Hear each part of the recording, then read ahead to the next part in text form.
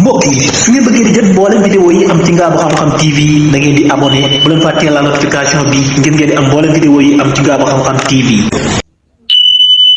waaw salaamaaleykum rahmatullah kon armée Israël bi mu ngi retiré ci force occupation bi nga xam ne ni taxawaloon na ko ci hôpital Jordan sa Gaza ña ngay takk seeni bagage di retiré wu. waa démb ci tardé journal yi dañuy wax ne combattant al-Qassam yi dañoo duggoon ci benn site militaire ci Al Hout ci Nassarim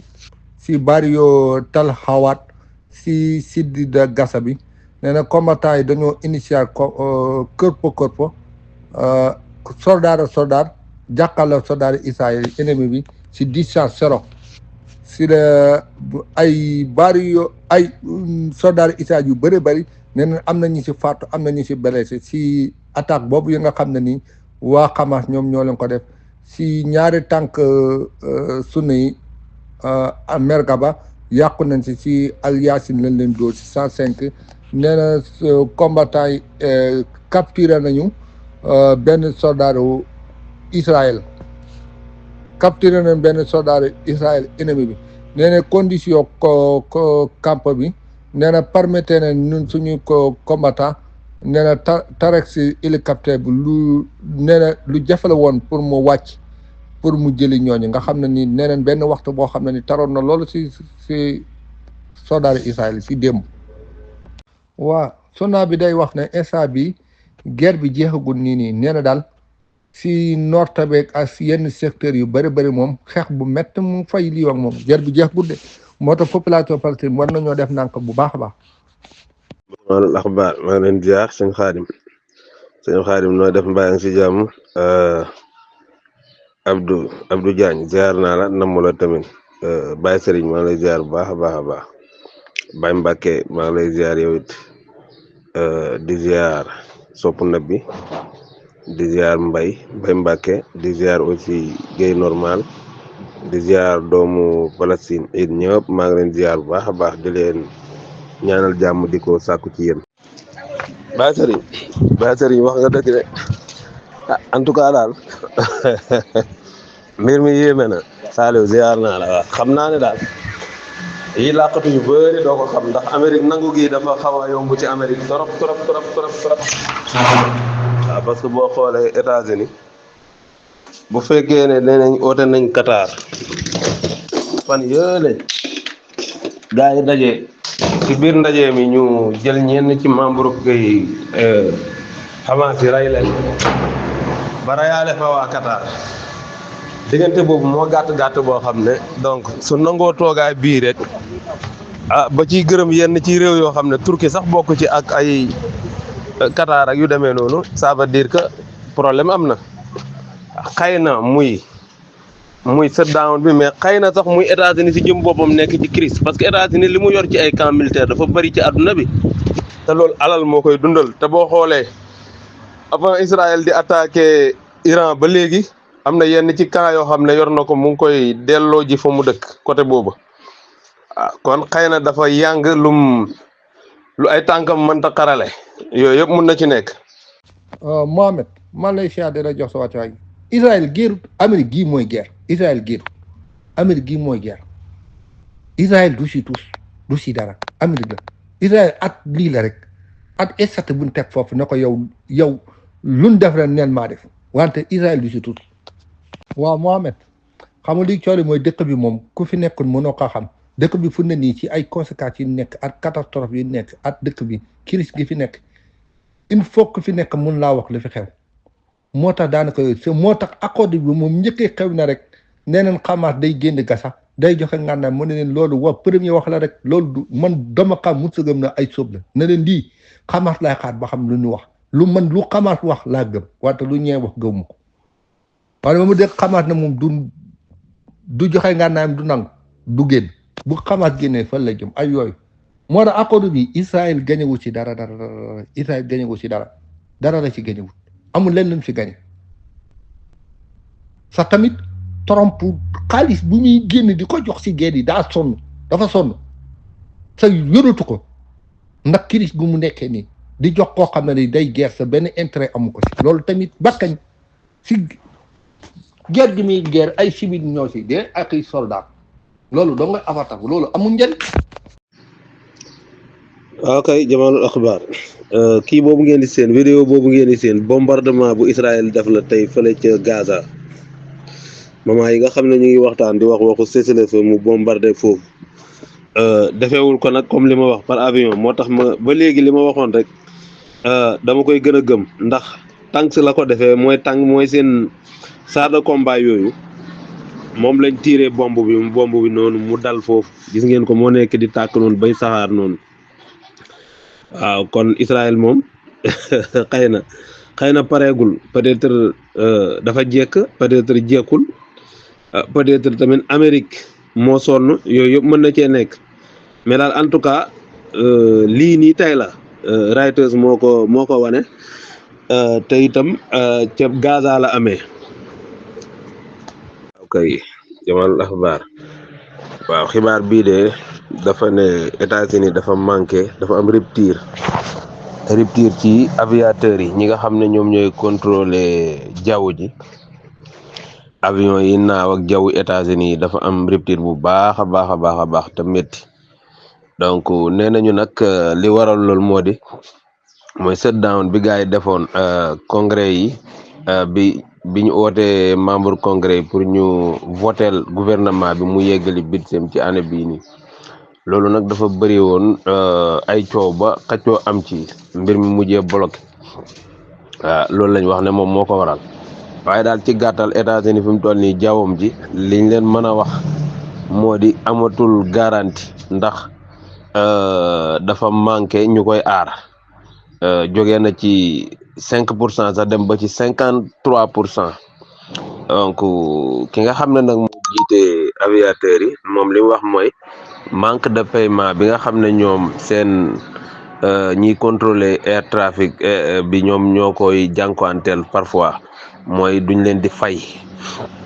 waaw fay yi day faral di tardé surtout moment yi nga xam ne toll nañ ko moo waral ñoom itam ñu dem ba stressé ñu ci bëri xëyuñu waaye nag ñu ngi sàkku ci ñoom ñu xëy rek continuer comme niñ ko daan defee doon ay patriote continuer di góorgóorlu di liggéeyal Amérique aar jaww ji moom daal mooy li nga xam ne moom moo taxoon ñu indi leen fa te mooy war ñu muñ rek bu shutdown bi jeexee xëy na dinañ jot seeni salaire donc loolu nag jàngat biñ ci am moo di li tax Amérique accepté yenn ci li nga xam ne Hamas proposé na ko da nga koy jàngat parce que yéen ñii suivre xibaar da ngeen di xool kañ la Israël gëj a yëkkati avion militaire attaqué Yémen wala Liban wala Palestine kañ la est-ce que seetlu ngeen ci jamono ji yëpp attaques yooyu am xam nga Israël dafa bokk ci li koy dimbale ci guerre yu bëree bëri mooy loolu États-Unis la donc bu fekkee États-Unis lu aar jawwam rek moom daf ko jaaxal jamono ji liñ ciy jàngatee mooy li taxit ñoom ñu nangu toogaay bi loolu bokk na ci li nga xam ne jàngal la bu nit mën a def ci loolu donc ndax man ci li ma seetlu géej naa gis avion Israël buñ ne dóor na roquette soit muy biir Gaza même bi nga xamee ne sax kii yi commencé gul waxtaani boo seetloo it Yémen daan na fa yéeg dugg ak avion dóor ay roquette yoo xam ne ni mais loolu déggatoo ko même ba ci Liban gi xeex bi muy xeex ak Hezbollah ni c'est très rare nga dégg ñu ne am na bombardement yu am yoo xam ne par aviation la donc États-Unis jawwam ji itam maanaam li ko wër ay réew yum jubóowul la donc bu fekkee dem na ba nee nañ par 30 minutes fu mu toll nii da ngay toog benn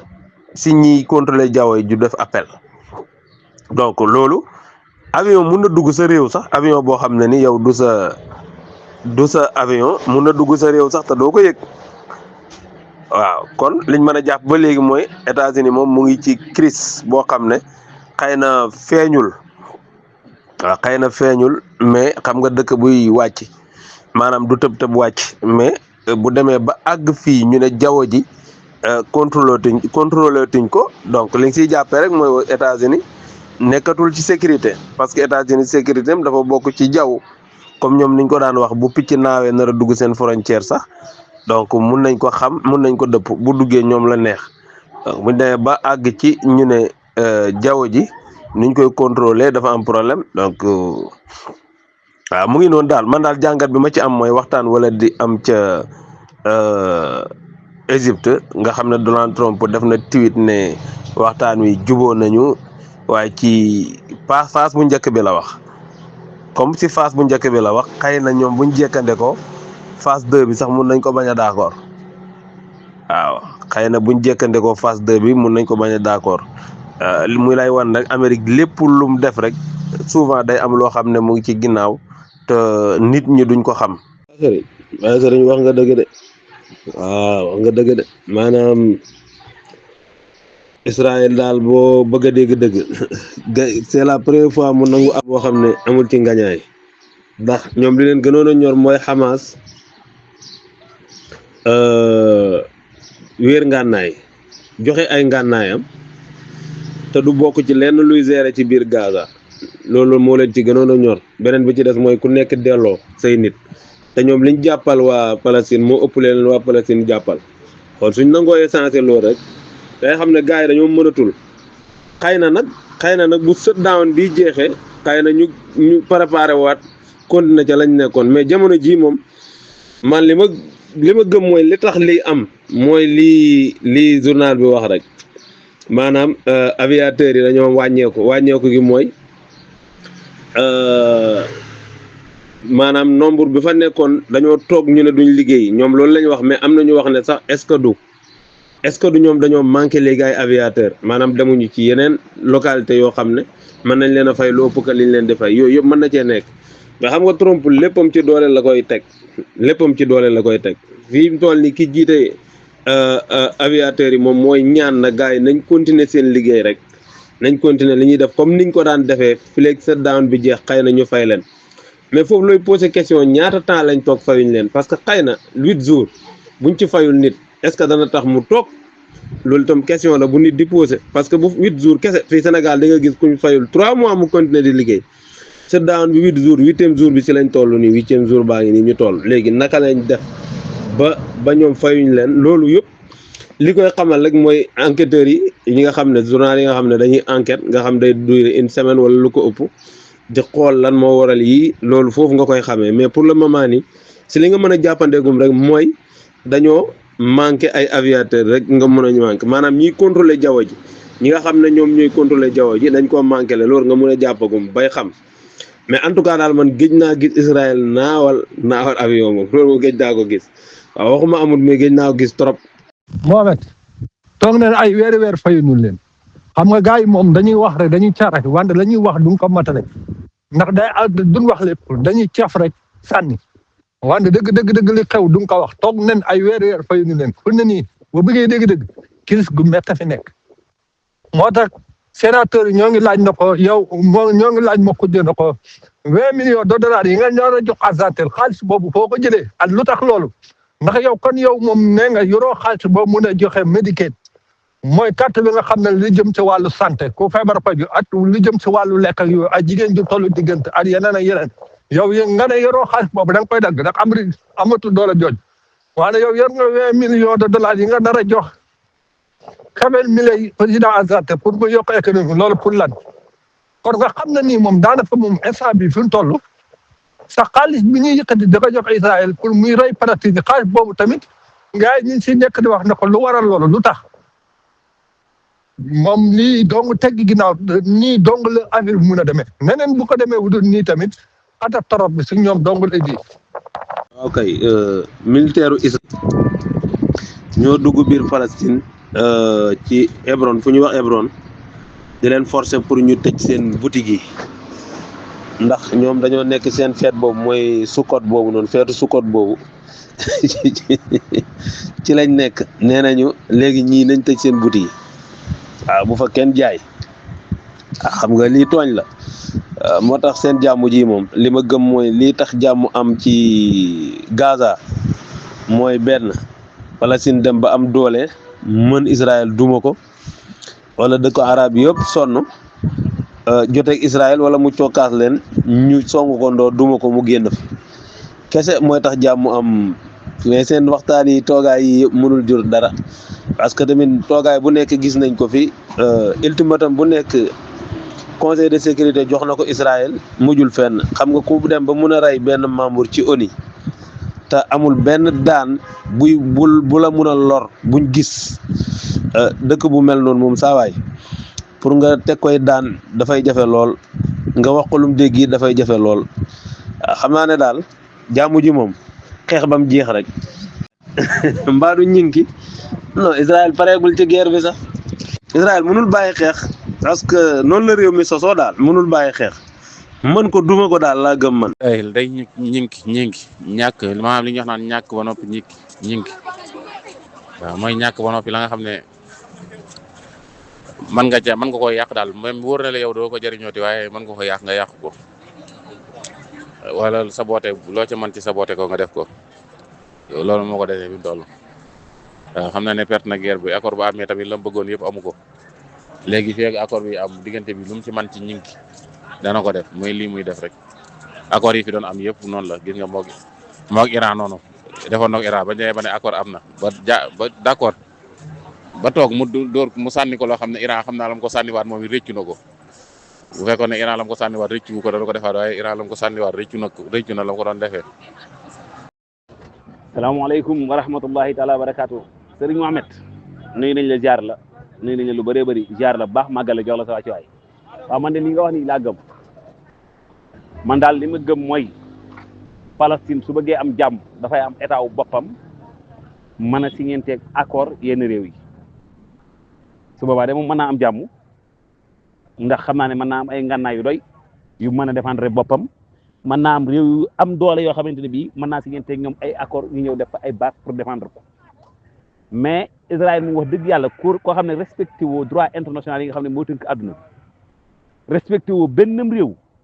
amul benn accord boo xam ne Israël bëgg na koo jalgati di am lu mu cay sikk sàkk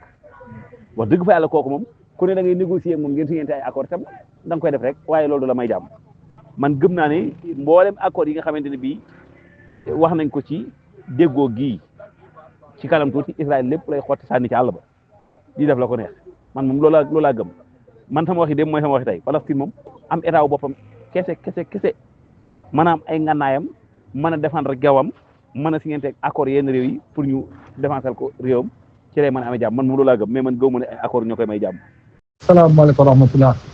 poste aérien yu Pakistan yi lancé nañ benn sérieux attaque bu tar boo xam ne ci contre siège Tahrik Taliban Kaboul sa Afghanistan c'est capitalu Afghanistan foofu la Pakistan bombardé tey. xoolal ci ki nga wax na ko bul dugg si biir si muy mokk ja kooku waxu dëgg kooku lu mu la wax suba ba nga du ay dëgg ndax yoru xaalis te sénateur yi duñ ko bàyyee noonu te assemblée bi gañu fa gañe bu am doole daanaka 4 la fa mesures yi xaw ma 5 sa am na wote yu bëri daanaka participer da si bokk daanaka démocratique bi ñooy intérêt am na ñu woote ko bu nekkee ne intérêt am na bu ñu ko bloqué du jàll kon ku mel noonu bu la waxee ne la baal dara sa loo xam ne ni di intérêt nga ba ko mi lay daal boo bëggee dégg-dégg daal xam naa ne Argentine daal erreur bu rëy def na fa lu tax ñu wooteel ko. nee nañ benn xibaar boo xam ne nee nañ xibaar bi confirmé wuñu ko nee na njiitu PPP Nord Walid Maktoum nee na rey nañ ko si attaque bi nga xam ne Pakistan def na ko si capitalu Afghanistan ka Kaboul damaa xamul ne ñoom ñaar ban problème lañ am ba Pakistan jëli avion bombardé capitale Afghanistan loolu moom déclaré guerre la moom. leader Hamas déclaré nañ ne guerre bi jeex na nag ñu nag waa Israël nee na daal guerre bi jeex na si heure bi ñu waxoon ne jeex na nag dàqal na moom. Miley moo nekkul ci dara rek waaw Miley moo jàppul ci dara parce que Miley bi muy soog a yéeg dafa ne woon dafay bokk ci Brexit bi ci BRICS bi donc Trump nax na ko ba génnee ko ci BRICS bi ba pare seetaan ko parce que même 20 millions de dollars yooyu noonu am na sénateur ak nga xam ne mooy secrétaire bu agriculture bi daf ne ko Argentine waroo ko mën a dimbale ci lim nekk parce que Argentine suñu concurrent la ci agriculture ak élevage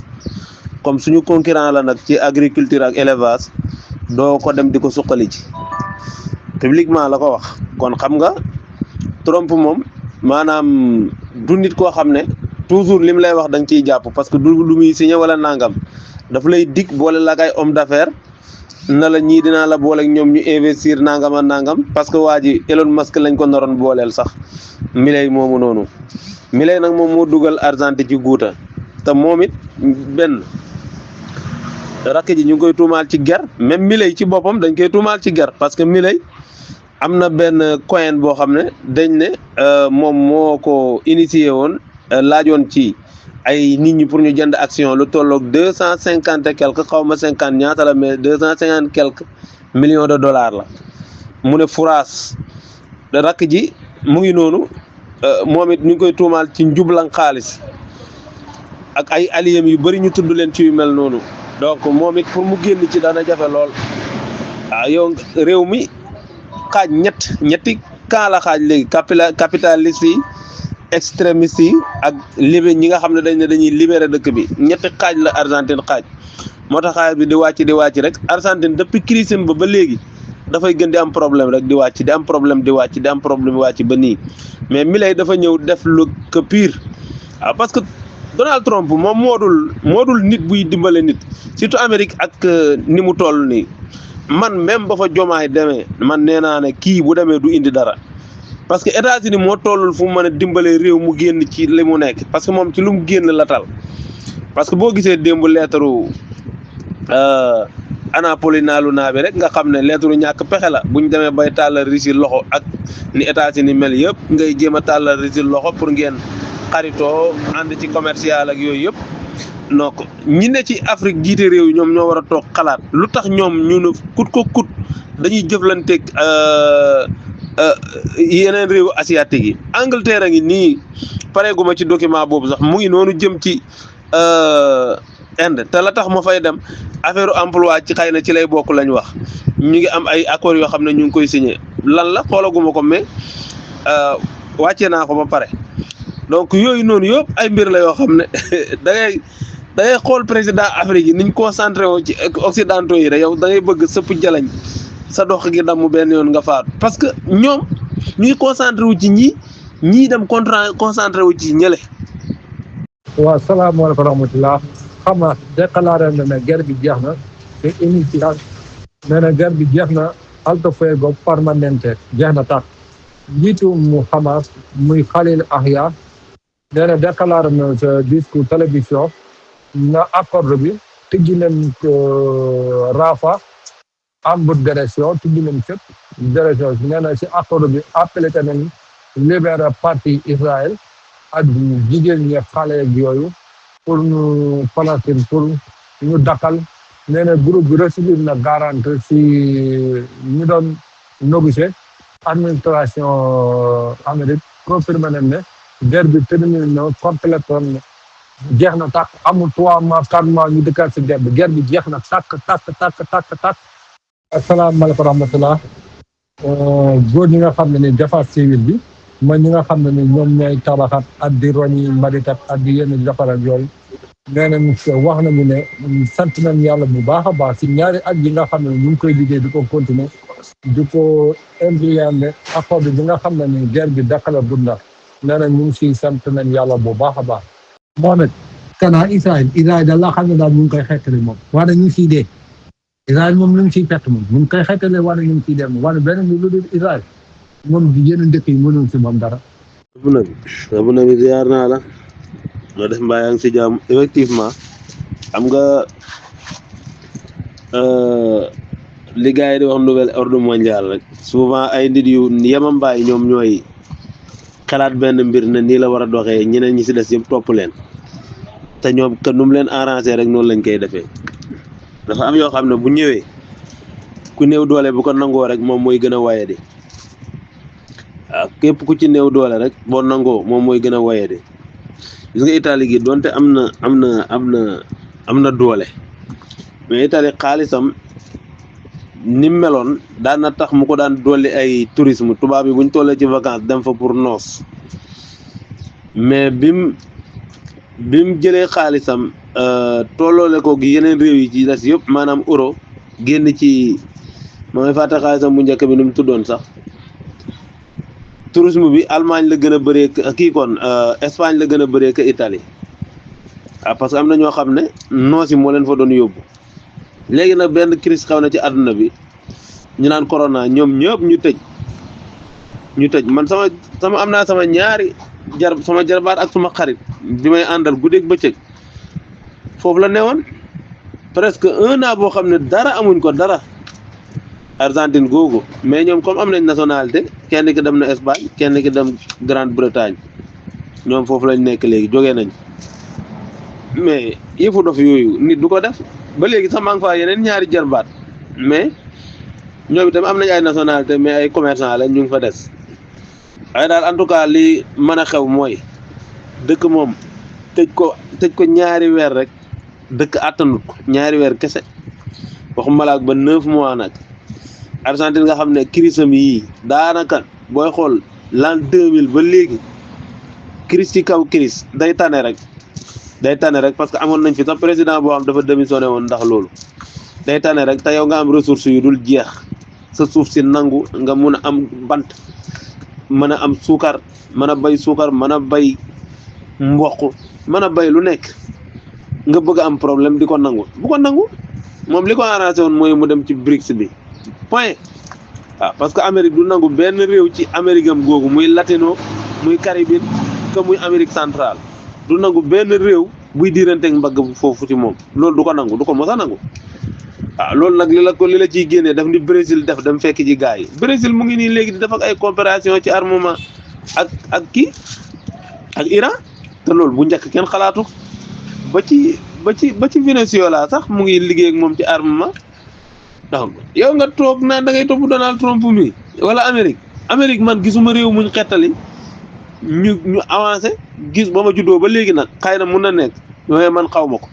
mosuma gis tamit réew moo xam ne ni dafay tàkk ñu fay ko waaw loolu man xaw ma ko ci ñoom waaw taal ak xoj rek lañ xam. si accord yi day génne ba yem foofu ci rëdd bu weex boobu lay taxaw ñu génne wante bala ñoo génne néew yi nga xam ne ñoo faatu day génne ba seen loolu si accord lay bokk bu génne pour première bi day génne ba toll fii après day génne ba jeex wante du kon na fii laa yem dootuma génne bi déedéet loolu amul de day génne ba jeex tàkk militaire arabe yi tamit dañuy ñëw biir Kabir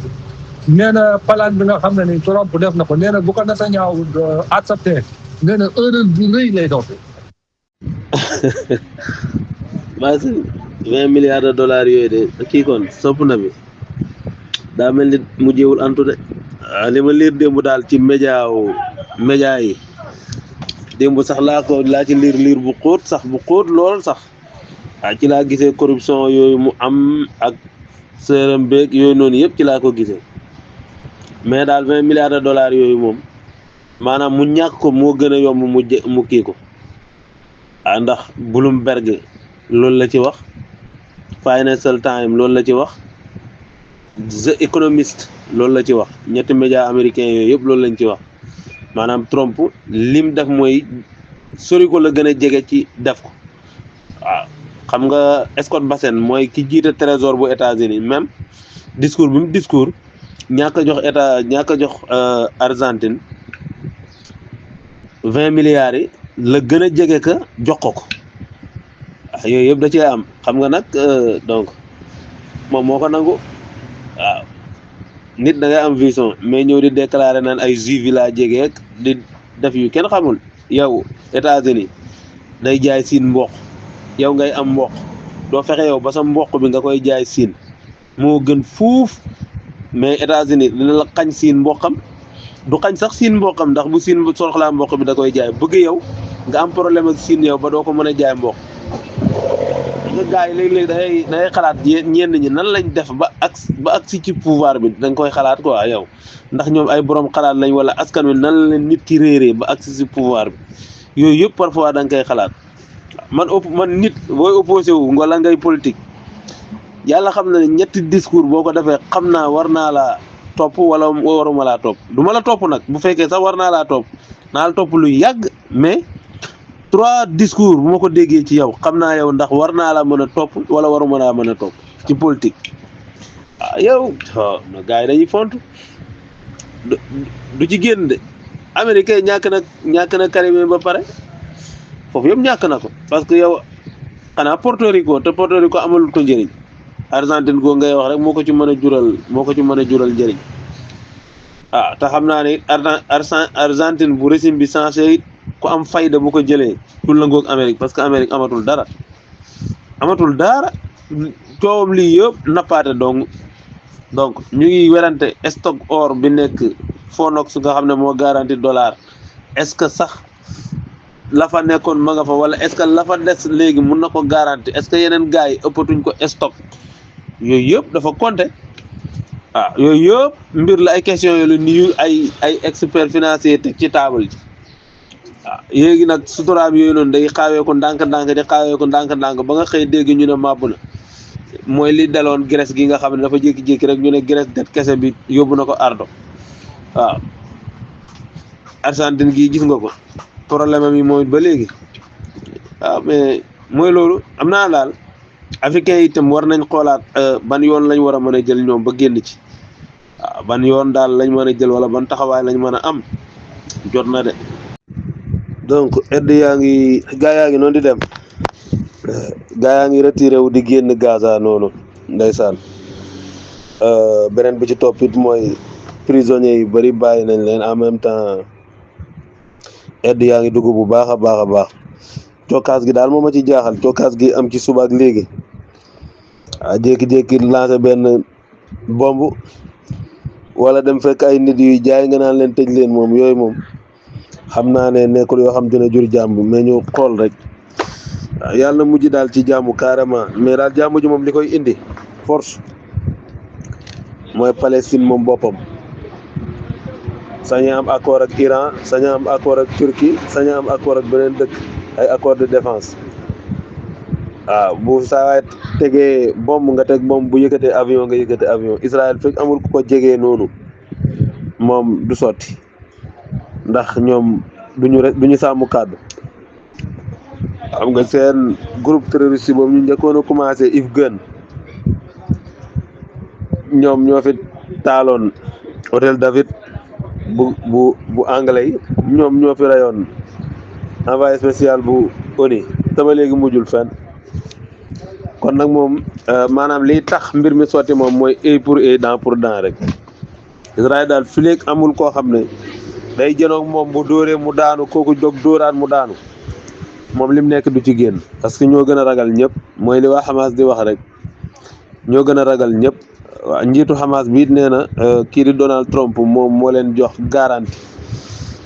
yi am ci Donald Trump la jógee muy fekk ji li nga xam ne Abdel Fattah mu ngi ko doon ñaan na buñ demee ba ci cëppaandaw ga na ci Trump dugal loxoom bu mënee ñëw sax ñëw bokk si ñi signé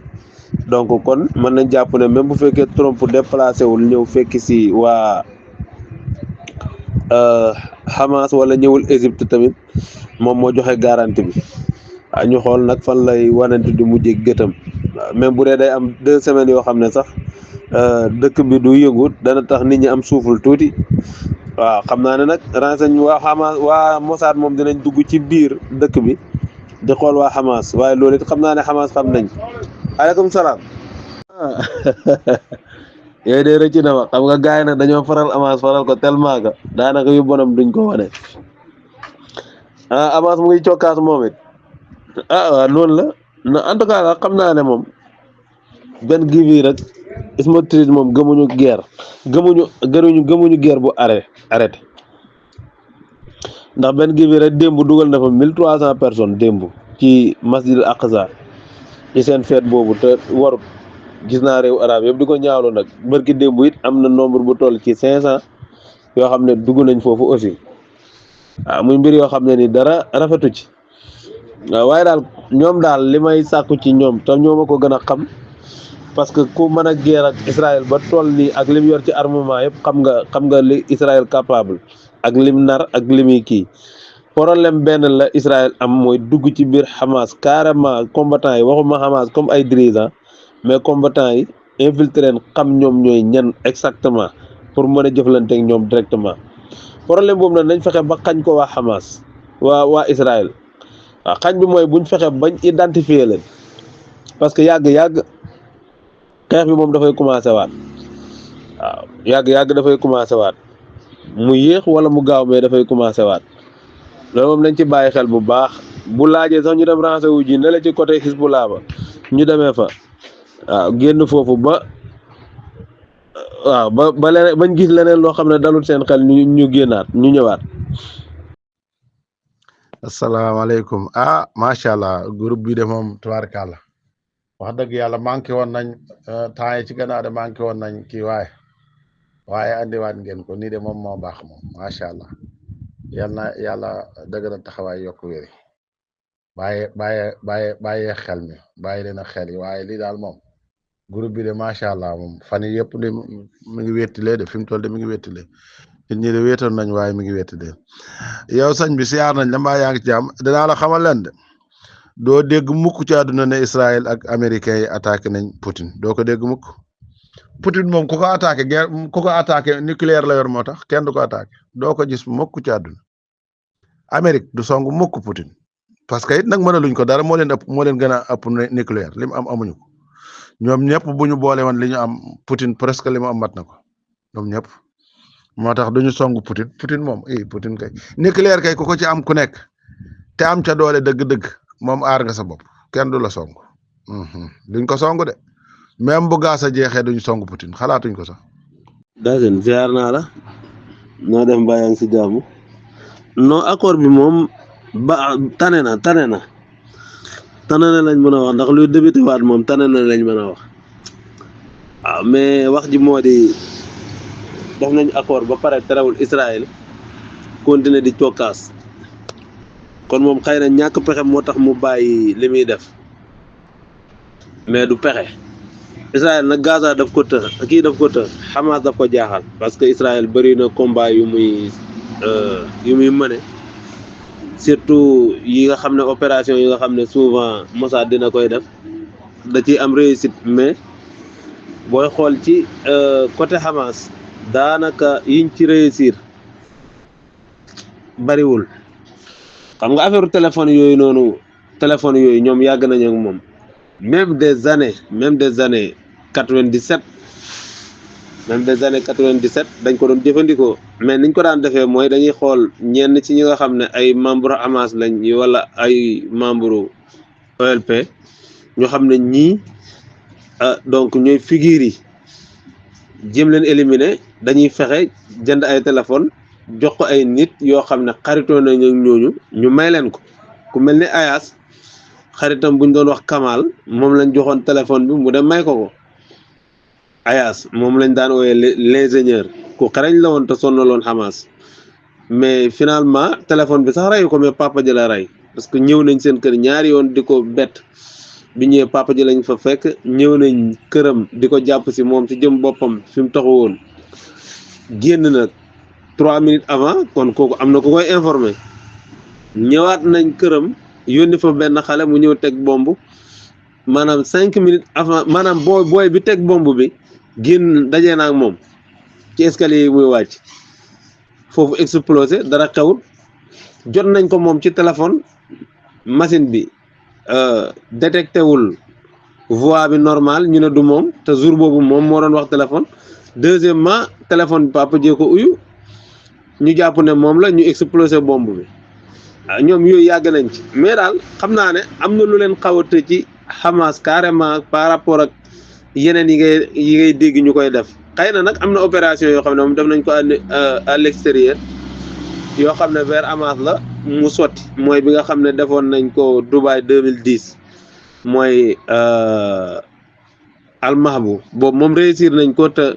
dama gëm ne ndimbalu ay réewam ci parce que dañ utiliser passeport Australie Grande-Bretagne ak bu France jaar ci réew yu wuute waa ji def na interview Al Jazeera donc lu leen xamal ne waa ji dafay ñibbi si day ñëw Qatar ak bés bi muy ñëw ñu dajeeg moom aéroport topp ko ba ci hôtelam yooyu yëpp ay mbir la yoo xam ne question yu bari lay posé maanaam ñoom seen dirigeants yi ci biti ñu ngi leen di surveiller dirigeants Hamas yi ci biti ñu ngi leen di surveiller mais am na ñu leen di dimbale ci surveillance yooyu noonu waaw mais bu dee xeex bi ci biir Gaza kese c'est très rare nga dégg ñu ne la Hamas rayal nañ ko soldat te pourtant Israël ak li ñuy ñàkk a déclaré dañ leen léeg-léeg dafay sës parce que am na seen benn média boo xam ne daanaka chaque jour mu wan la blessure wala ku ñàkk tànkam wala koo xam ne nii dafa dee ci guerre bi te loolu Hamas moo leen koy teg waaw guerre bi moom négociation yi moom tane na mais gëw ma ne sax Hamas da ciy ñàkk te Hamas it ci côté technologie avancé nañ parce que bu njëkk nit ñu daan xeex peuple bi di jóg di sànni ay bant ñu dem bay lancé wante ay drone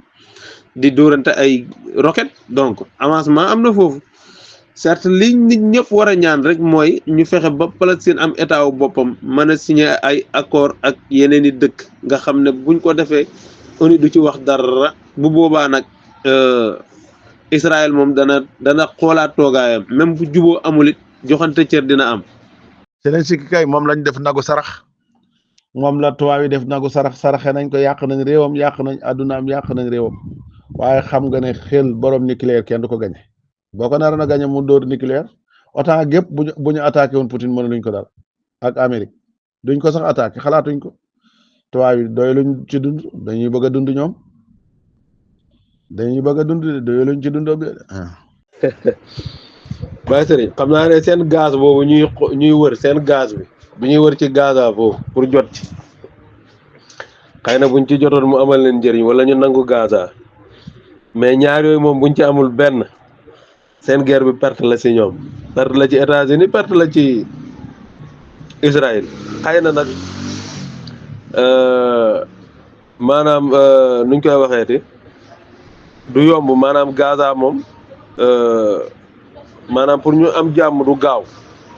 mais nag ñoom leer na leen yàlla leen récupérer Gaza du yomb de maanaam lim mënoon a demee bañ mën koo récupérer ba teg ci loxo mooy Trump wala ku mel ni Trump am 4 mandats xam nga loolu du am konoon moom dina xaw a tane mais le problème mooy que ni c'est très rare ñaari républicain jël réew mi wala ñaari démocrate jël États-Unis te itam nekkul républicain yëpp ñoom ñooy ñëw rek engagé wu comme ni ci Trump safee sàpp nii xam nga boo gisee Ben Gvir wax ko moo ko waxal ci boppam ci làmmiñam li tax ñoom ñu dimbale Trump pour mu yéegaat daf ci bokk seen problème bii mu réglé leen ko waaw militairement réglé leen problème mu Iran ak Hezbollah ak Hamas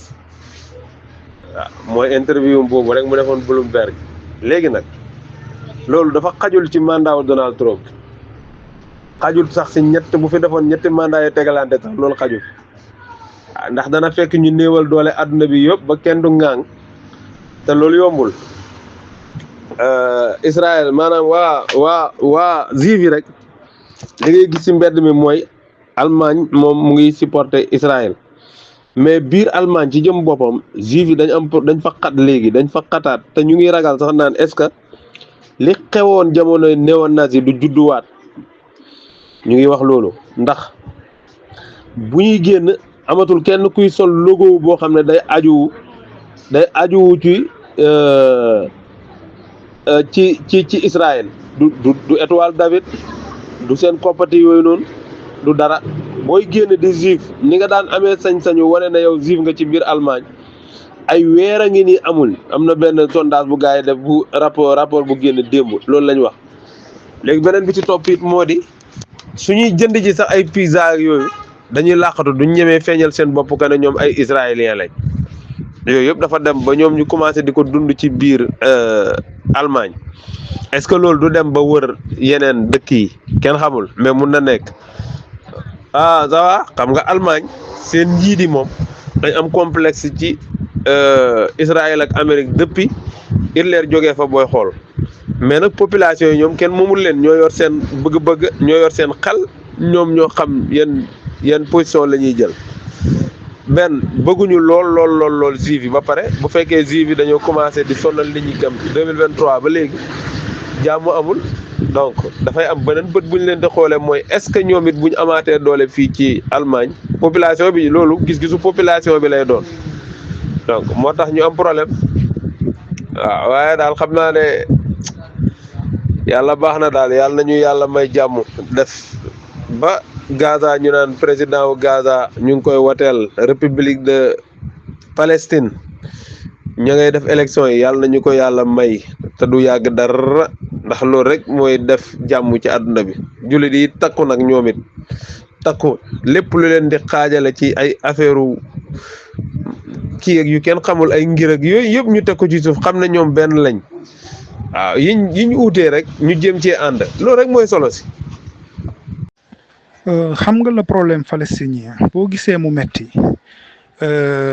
ñàkk juboo xam nga julliti ñoom seen problème bu gën a mag mooy seen ñàkk juboo xam nga Hamas ak Fatah seen division interne yooyu il faut que ñoom ñu góorgóorlu ci accord bi ñu mën a juboo ndax si Jordanie boo xoolee Al Fatah ñoom ñoo ko yor moom mooy Mahmoud Abbas moom magee na trop ndax dugg na si juróom-ñeent fukki atam waaw kiñ naan Marwan Barghouti yi nga xamante ne dañ ko tëj depuis 2002 kooku vraiment la xel yëpp jàpp ni kooku am na unanimité am na légitimité pour wuutu ko waaw léegi waa Hamas bi nga xamante ne Khalil al-Hayya moo ko jiite il faut ñoom tamit ñu politique ndax guerre na am jihad baax na ndax xeex ngir sa moomeel ngir sa dëkk lu charia nangu la waaye tamit xeex dafa war a ànd ak xel il faut que ñoom ñu teer seen division yi juboo doon benn bopp bu ko defee